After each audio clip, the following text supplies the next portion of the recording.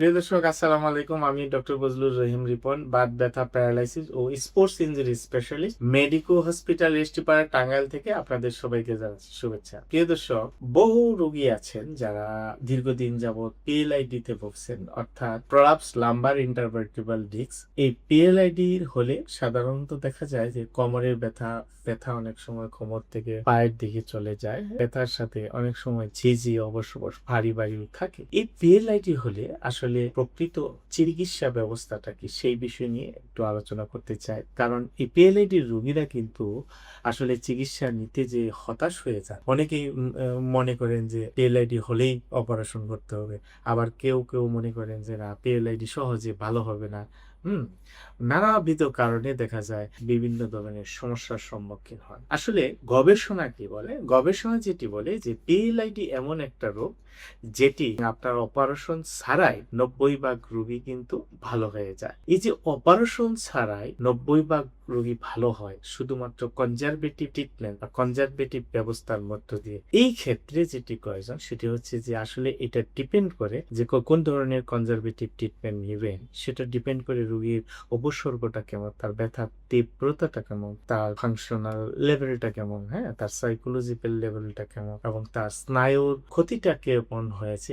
এগুলি অনেকগুলো বিষয়ের উপর ডিপেন্ড করে। তো একটা সবচেয়ে ভালো কথা যেটি বা ভালো খবর আমি বলবো সেটি হচ্ছে যে গবেষণা যেটি বলে যে পিএলআইডির ক্ষেত্রে, অর্থাৎ যে ডিস্কটা বের হয়ে যায়, এই বাহিরের অংশটুকু, ডিস্কের যে অংশটুকু নার্ভকে চাপ দেয়, এই বাহিরের অংশটুকু কিন্তু আমাদের বডিতে যে ইমিউন সিস্টেম আছে, রোগ প্রতিরোধ ক্ষমতা যেটা বলে ইমিউন সিস্টেম, সেই ইমিউন সিস্টেমের মাধ্যমেই কিন্তু আপনার ডিস্কের চাপটা অনেকাংশে কমে যায়, ডিস্কটা ছোট হয়ে যায়। যখন ডিস্ক প্রলাপস হয় বা ডিস্ক বের হয়ে আসে, তখন যে ব্যাপারটি ঘটে যে ডিস্কের চারপাশে আপনার ইনফ্ল্যামেটরি রেসপন্স তৈরি হয় এবং সেখানে নিউভাস্কুলারাইজেশন মানে নতুন রক্তনালীর সঞ্চালন মানে তৈরি হয়, সৃষ্টি হয়। তখন আপনার শরীরের যে ইমিউন সিস্টেম আছে সেই ইমিউন সিস্টেমটা অ্যাক্টিভ হয় এবং রক্তের ম্যাক্রোফুজ নামক যে শ্বেতকণিকা আছে সেই শ্বেতকণিকা ডিস্ককে আস্তে আস্তে ভেঙে শোষণ করে ডিস্ককে ছোট করে ফেলে, এবং তখন কিন্তু নার্ভের চাপটা কমে যায় এবং ব্যথাও কমে যায়। আরেকটি বিষয় হচ্ছে যে আপনার ম্যাট্রিক্স মেটালোপ্রোটিনেস নামক এক ধরনের এনজাইম আছে, যে এনজাইমটা আপনার ডিস্কের প্রোটিনকে ভেঙে ডিস্কে ছোট করে দেয়। এভাবে নার্ভের উপর চাপ কমে যায়।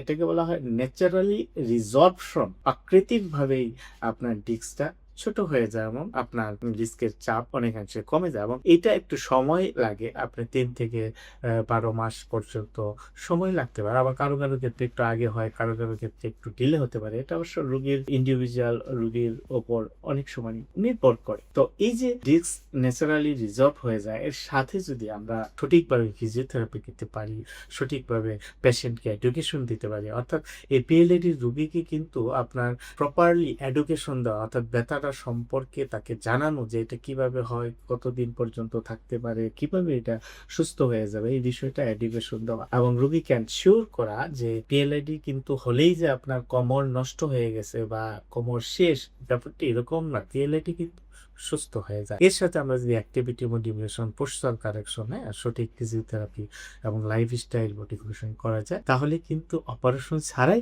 পিএলআইডি ভালো হওয়া সম্ভব। সুতরাং প্রিয় দর্শক, আপনারা যারা পিএলআইডি তে ভুগছেন, টেনশন না করে আপনি যদি সঠিক ব্যবস্থাপনায় যান, অর্থাৎ একজন স্পাইন সার্জনের পরামর্শ নিতে পারেন এবং একজন ফিজিওথেরাপি স্পেশালিস্ট ফিজিওথেরাপি চিকিৎসকের পরামর্শ আপনি দিতে পারেন অপারেশন বিহীন, যদি আপনি পিএলআইডি সুস্থ হতে চান।